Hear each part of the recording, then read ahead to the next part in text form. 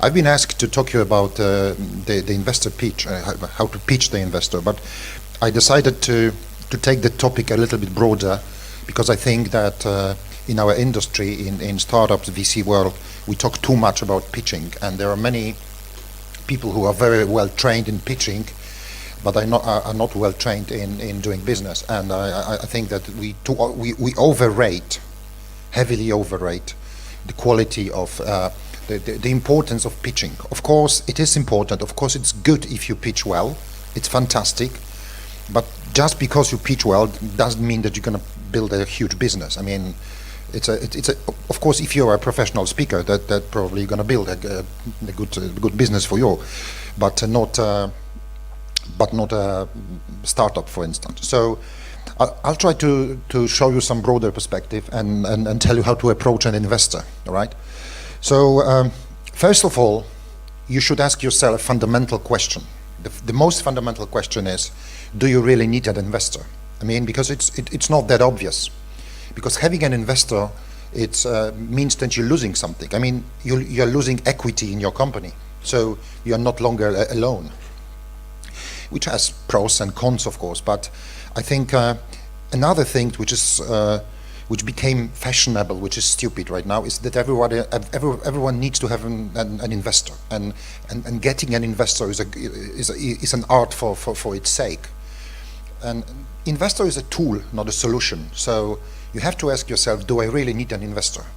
And there is of course, everybody knows Paul Graham, the founder of Y Combinator, and there is a famous equation of him. It's called equity equation, and he says, ask yourself about, is it worth to have an investor? Just a simple quotation. All right. N is the percentage of shares, percentage of the company you're giving away to external investors. So let's assume that first round investor takes 30% of your company. Okay. So it means that you have to divide 1 by 0.7, yeah, because 1 minus 0.3 is 0.7. So if you divide 1 by 0.7, it gives you 1043, something like that. What it means, because it means nothing. Yeah? It means that it is good for you if having an investor will increase your performance of your company by more than 33%. It is hard to judge, of course, from the first moment, but you have to ask yourself that question. I mean, I give an investor an equity in my company because this is your company or your idea or your future company, and you give equity. In the future, you're going to have less from that company, either dividend or you're going to sell the shares. You're going to have less shares to sell. So ask yourself whether having an investor, which means extra money for your company, which means extra competences for your company if you choose the right investor, can it increase the output? Can it make my company more valuable? If you give 30% of the company, your performance must be increased by 43%. So this is just to think about it. It is important. And remember, having an investor, it's not a goal for its own. It's just a tool, and your job is to create a huge company which you're going to be proud of, which products people are going to use. And if you can do it, please use that tool. All right. Second important question is: does investor need you? Because it is also very important. Yeah, because and there's fantastic English word, and I'm glad I can speak in English because it's impossible to say it in Polish. Is your company or is your idea fundable? Is it possible to be funded by a VC investor? Because not every company can be funded by a VC investor. So is your idea fundable? And what it means that company is fundable? First of all, it means that it's scalable. This is a sophisticated word for becoming huge. So if you look at the VC math, and it has been invented in Silicon Valley, so we shouldn't reinvent it. VCs earn money only on the big companies, on companies who are becoming big. So important thing, and each company in our portfolio must have potential, not, of course, it's not true, but must have potential to pay off the whole fund, our stake in the company. So if we own, let's assume I got a 50 million zloty fund. This is a total capitalization, like a 50 million euro fund, whatever. This is a total capitalization. So each company in the portfolio must have the potential to pay off 50 million. So it must be that big. So if your idea is not big enough, it means I cannot invest in it. It does not mean that it's not going to be a great company. There are many fantastic companies who are smaller and who are very good for their owners and fantastic, but simply we cannot fund them because we will not earn money, and we are here to invest people's money and to give them the returns. So if you are approaching a VC, you really need to have a scalable business. This is absolutely key. I always give that example that a few years ago when I first time came to Silicon Valley, and I've been pitching some of our companies to the funds there, everybody asked me, is it $1 billion idea? And I was wondering, what do they have about $1 billion? Is it a kind of buzzword or something? No, it's not, because they understand that otherwise, if the company isn't that huge, that they won't be able to pay off their funds. If you talk to a British VC or to German VCs, they say $100 million. In Poland, we say 100 million zlotys. So it's you have to manage, you have to understand the valuation. But the bigger fund you approach, the bigger your idea should be. So this is an important thing. So your company has to be scalable. Fundable companies have great teams, and the last and least must have outstanding product. And it's very important. VCs are funding companies at the early stages. We are not private equity business. We are funding company at very early stages. So the product surely will change within years, surely, because because there is a Google, there is an Apple, there are people who are creating ecosystems that we have to work within. They are changing their roles. We need to change the product. So the key is the team. So if you don't have I would use the word compelling team, I mean comprehensive team, covering all the aspects of your idea, you shouldn't approach VCs, because probably you will not be funded. But if you are to remember one thing from that slide, that would be your business has to be scalable.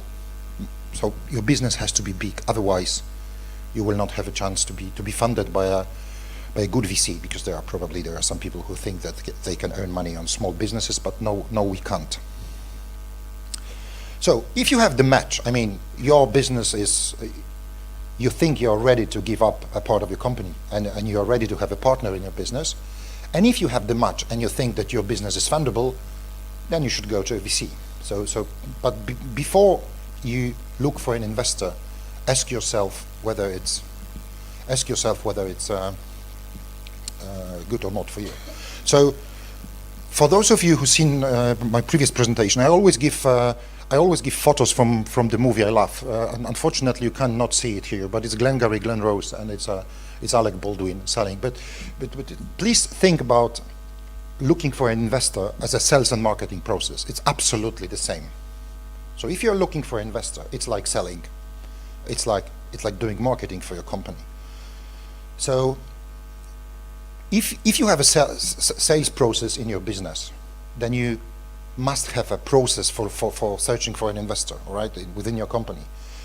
And I'd like to ask you to think about that in the way inbound marketing versus outbound marketing. We very often use that phrase, especially in tech startups, like, you know, inbound, outbound. I'm sure you know that, and I'm sure most of you know that. Yeah. And I think that you are familiar with that, but you can think absolutely the same about getting an investor. The best thing for you is inbound. Inbound means that that VC is calling you and says, I want to invest in your company. This is inbound, and this is ideal situation for you, because it puts you in a different position. You can say, I don't know, maybe.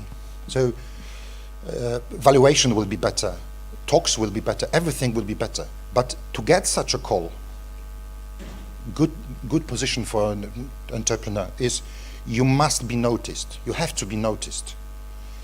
And very often people say, I do not participate in conferences, I do not participate in contests, blah, blah, blah, blah, blah. No, it's wrong. You have to be noticed. Your company must be noticed and must be perceived as a good target for an investment. So this is an ideal situation. Of course, it's not happening overnight, especially in Poland. Most of the VCs are afraid of calling companies because they say that it should be the other way around, which is stupid. Which is, of course, stupid, and I think we as a VC, we should actively talk to the companies we perceive as really interesting. So, of course, inbound would be perfect for you, but in most cases, you also do outbound. So it means you're reaching out people you don't know, or you know, or you barely know, to get funded by them. And there are three things. First of all, you need to understand the market, how VCs work. Second, you need to get in touch with them, and I'll talk a little bit about that in the future, in a few minutes. And then preparing documents, okay?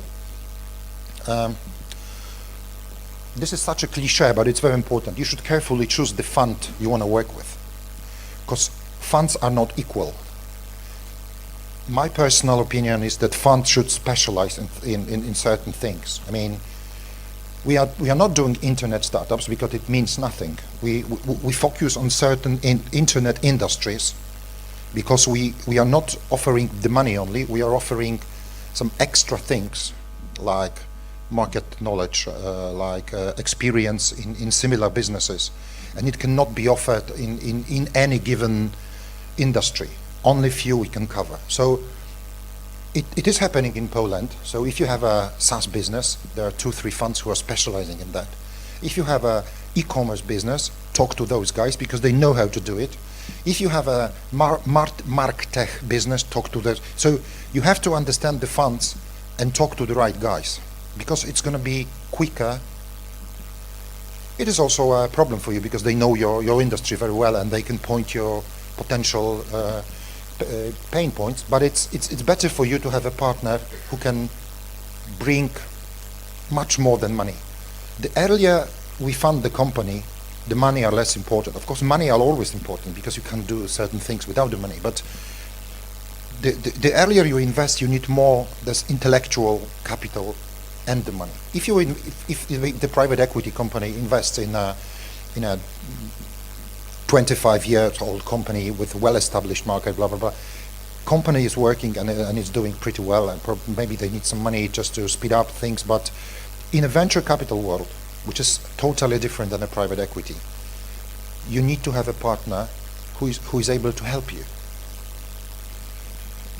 All right, so you have to choose the fund carefully, based on their track record, based on what they claim they specialize in, and I would also talk to portfolio companies about how they perform.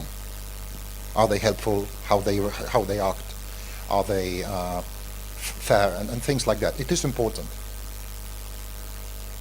About contacting and okay. So you have named 5, 10, 2 funds you want to talk with.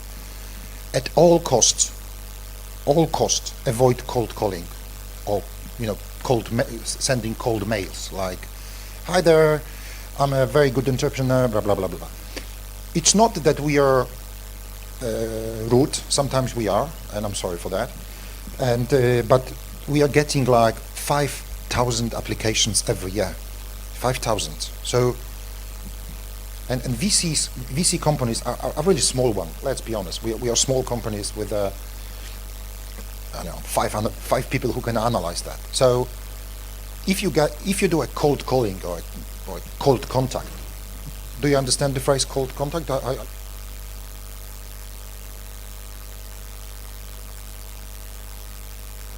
Email always goes in my inbox to the low priority. Most of the deals we do are from our network, and it's happening everywhere. And it's nothing wrong about it. It's not that we are doing deals only with our friends. It's not true. It's not like that. But if somebody I trust, and it's somebody who is reliable to me, introduces me a business person and recommends that, it's always something which is more than welcome in our fund and in most of the funds in the world. So you also need to be at the conferences. You also need to be a part of the community, like Google Campus, for instance, just to get to know people who can introduce you. He can introduce you to the people you want to reach, but avoid at any cost cold calling or cold mailing. There's one thing which is also not good and sometimes even rude, like sending the same email to 50 funds and you can see every other person to whom it's been addressed. We don't like it. Maybe, and it's not professional, because it's like sales. I mean, everyone likes and enjoy feeling that you're special, and it's sent especially for you. So this is just a one single tip. Please don't do it. And first of all, get introduced. There is an important tip. If you are not looking for financing right now, but you might be looking for financing in the future, you don't know that yet, but maybe in the future, talk to the VCs before you need anything from them. It always works good. I mean,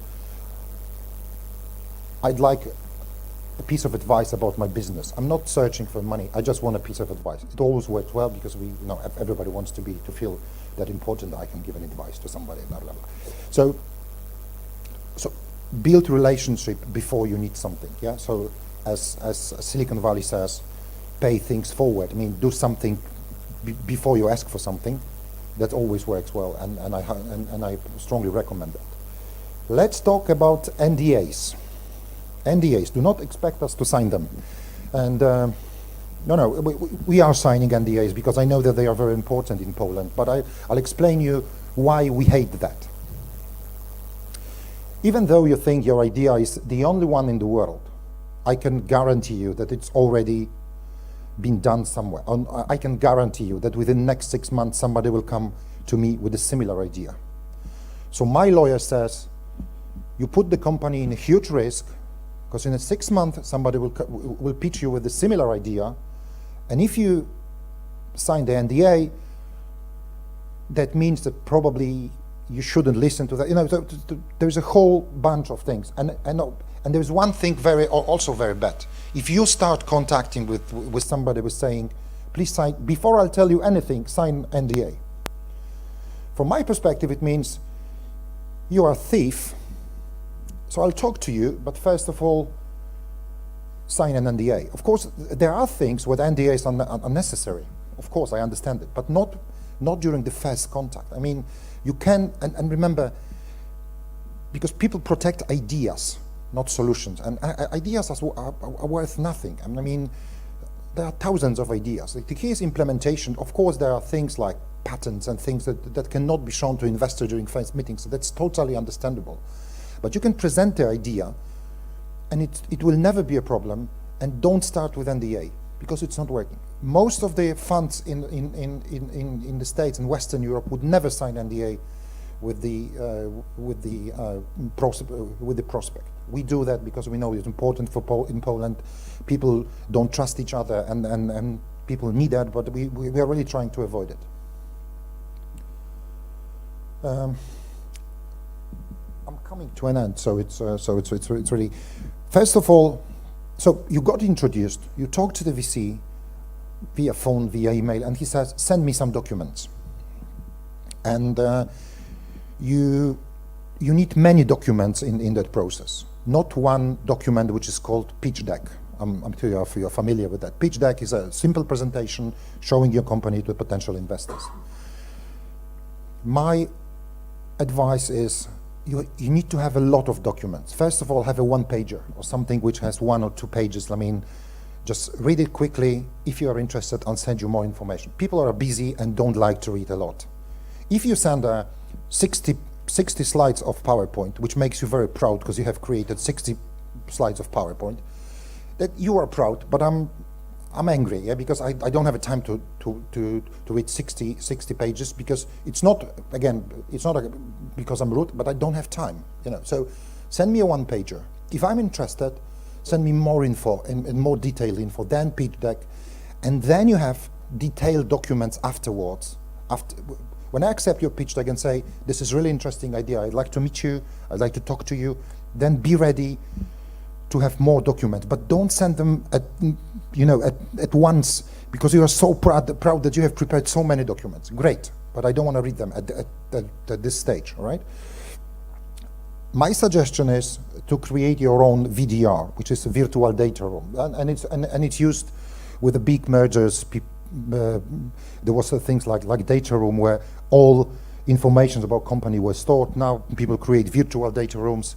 Of course, this is just searching for an early investor. But if you create on Dropbox or Google Drive a folder with the list of documents that are provided for your company, and you give it to the people who are really important for you, that looks fantastic. What could be in your virtual data room? Of course, your presentation, pipeline of your clients. Sometimes people present and it looks fantastic. The documents of the company, like the agreement, shareholders agreement, and things like that. Sometimes people show the agreements they have with their employees, just to make sure that everything is prepared correctly. Marketing strategy. So all the detailed document you have prepared, and you were so proud that you had to send me it in the face email. Please put them in the virtual data room. It looks very well. It is very helpful for us.